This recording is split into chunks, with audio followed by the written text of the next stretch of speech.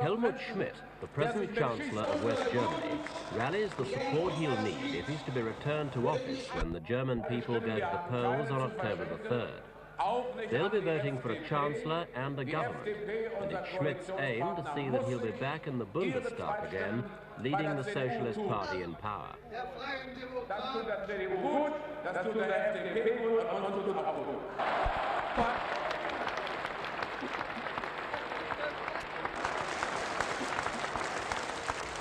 West Germany's 40 million voters select their government every 4 years by a complex system of proportional representation. Basically, they're faced with a choice of 4 major parties, 2 a little to the left of centre and 2 further to the right. These pairs of sister parties end up after the election as coalitions, united either in power or in opposition. But for the vast majority of West Germans, this means deciding between the 2 most powerful parties, the Christian Democrats, the CDU, who are currently the opposition, or the Social Democrats, the SPD, headed by Chancellor Schmidt. In Bonn, the headquarters of the SPD is affectionately known as the Shack. With a budget of some £9 million and a party machine to match, this is where the SPD is masterminding its campaign.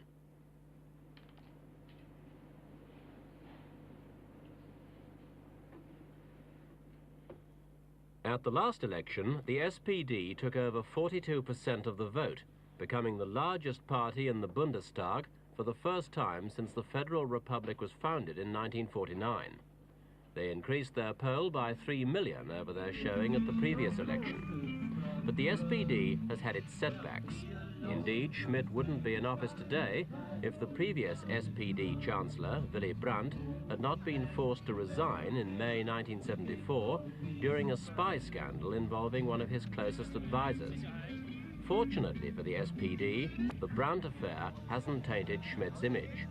According to a recent public opinion poll, he remains a firm favourite with 53% of the voters. The SPD's chief opposition comes from the Christian Democrats. They've been out of power for 7 years. Their leader's Helmut Kohl.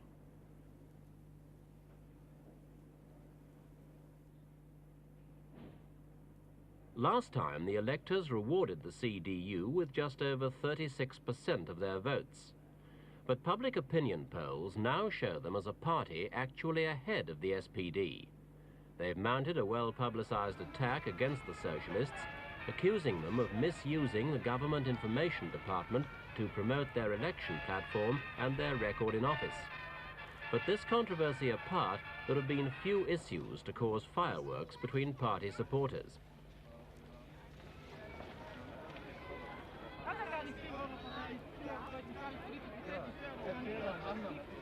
It's personalities that's colouring the battle between the main contenders. The 2 major party leaders are poles apart, the only factor in common being their Christian names, and coincidentally, also the first names of their wives.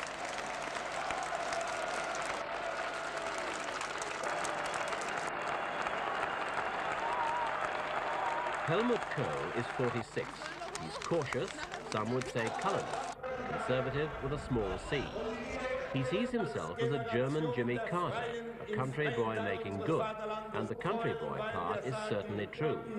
For Kohl's a heavily accented Rhinelander with little experience of statesmanship, merely a solid background in German regional administration.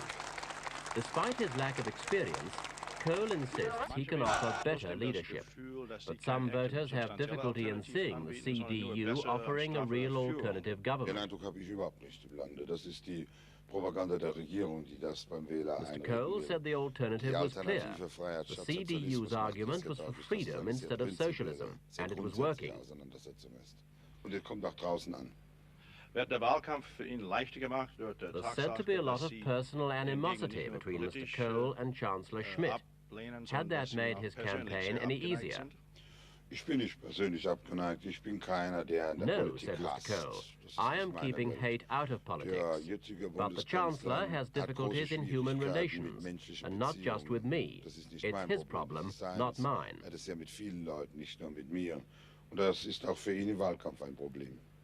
It's true that Schmidt has a reputation as a cold man, but it's one he's doing his best to live. His critics claim he has a personality problem due to his small size. He's 5'7". But Schmidt's political stature towers over the opposition. In public life have seen him rise from local politics in Hamburg through the defense and finance ministries to highest office. Like no chancellor before, he's used Germany's economic power to gain political might. And if his people can't love him, they do respect and admire him.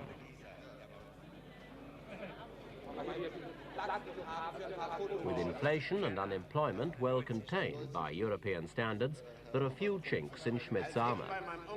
So we asked him what he thought were the major election issues. I don't think that there is just one overriding issue. There are a number of issues which are to be decided not only by instincts but also by judgment. But I would agree that the political instincts of the electorate will play a normal role, and of course the qualities of the candidates will have some meaning for their decision. Your popularity is high, but the popularity of your party at the polls has gone down steadily in the last 4 years. Do you consider your party as going into this election as an underdog? No, it is clearly a situation in which two coalitions on either side, on one side Christian Democrats and Christian Social Union in Bavaria. On our side we have the so-called Free Democrats and the Social Democrats. It's clearly a situation where both sides have very good chances. Our chances have been slightly better since the beginning of July. If we had had the election already last Sunday, we would have ended with a result of a little more than 51% on our side and a little less than 48% on theirs. Is this campaign made easier for you by the fact that you not only disagree with your opponent politically, but you also seem to dislike him personally? No, this is not true. I'm not disliking him as a person. That's not true. I'm questioning his abilities and capacities.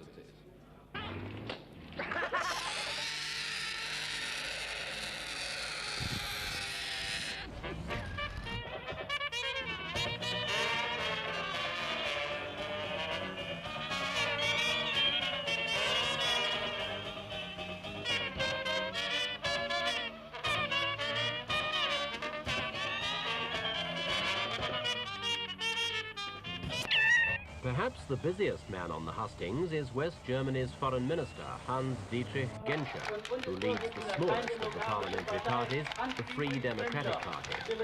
Because the FDP is so small, with only 4 cabinet members, its leaders have to make more speeches per man than those in the major camps.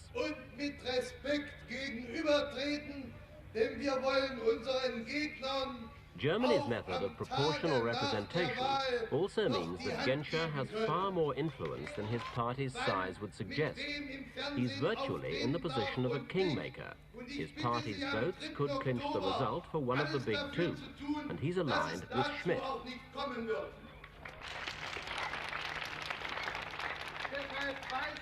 Was he then the most important man in the election, able to decide the new chancellor? No, said Darüber entscheiden die Wähler, denn wir haben ja gesagt, welche Absichten wir haben. He went on to explain that he hoped that the FDP itself would improve its own position in the Ich election. glaube, dass die Partei bei dieser Bundestagswahl die Aussicht hat, ihr Ergebnis gegenüber der letzten Bundestagswahl zu verbessern. Das verbreitert die Schultern. Vielen Dank, Minister. The Christian Socialist Union, the CSU, took about 10% of the vote last time.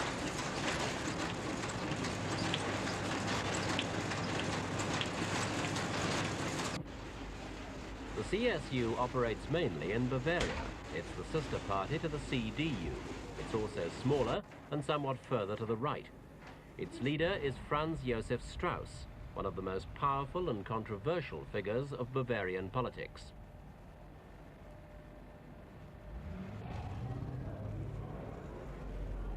Strauss is outspokenly right-wing and especially popular in his party's stronghold.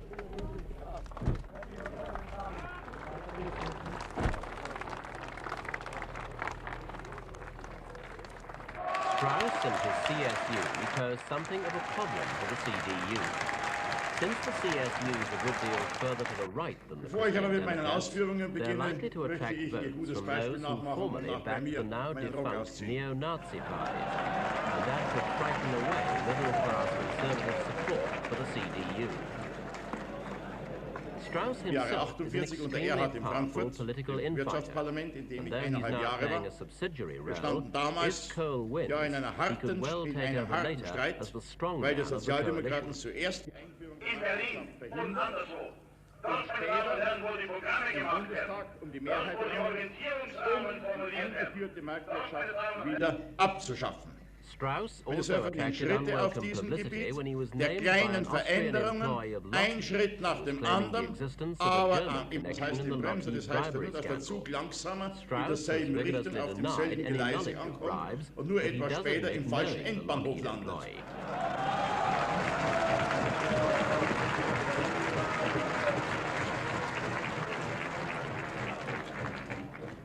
Meine sehr verehrten Damen und Herren. There have been few issues to emerge during the campaign, but the major one which has couldn't suit the government better. The recent spate of shootings and booby traps at the Berlin Wall has reawakened interest in the Ostpolitik, the German name for détente with Eastern Europe. It was the SPD's policy in favor of détente which helped keep them in power in '72. But now, CDU and CSU speakers have said that West German soldiers should return the fire of East Berlin border guards.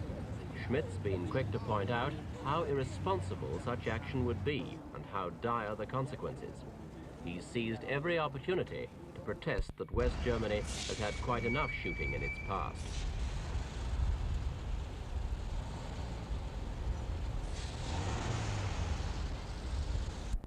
West Germany has 4 rival communist parties, but between them they account for only 1% of the total vote. Few people even understand the differences between them, a revealing fact, since West Germans are unusually well informed about politics. Numerous lengthy TV current affairs programs keep viewers briefed and stimulated, and at the last election the turnout was higher than 91%.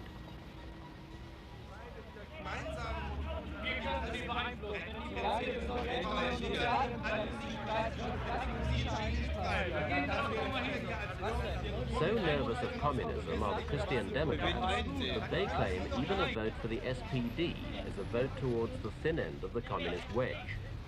That's not so, say the Young Socialists, a ginger group formed to remind the SPD of their more left-of-centre pledges. Mrs. Heidi Wieczorek-Soil is chairman of the Young Socialists. She's known as Red Heidi for her leftist views, but she maintains that socialism in West Germany should be very different from that in the East. She told us how Young Socialists see the issues in the election. From the point of view of Young Socialists, it will be the question whether we are going to have a society in which the question of full employment will be decided in favor of full employment, and in which we will have still liberty, in which we will have more democracy, while on the other hand we think that if the Christian Democrats will come through, this would mean more tension in the questions of foreign policy, going back from the policy of détente, and going back to an interior situation in the Federal Republic, which goes back to the 50th. In other words, some kind of authoritarian society, which we are, because of our own history in Germany, very much afraid of. The Christian Democrats. The elections are taking place against a fairly complex background of economic and social change. Last year, economic growth slowed down, inflation began to bite, and though the mark remained strong, some people began to feel anxious. This year, things have improved, and there are firm predictions for a 6% growth in real terms. Inflation is now around 4.5 to 5%, very low compared with most of the rest of Europe, but still not low enough to ignore.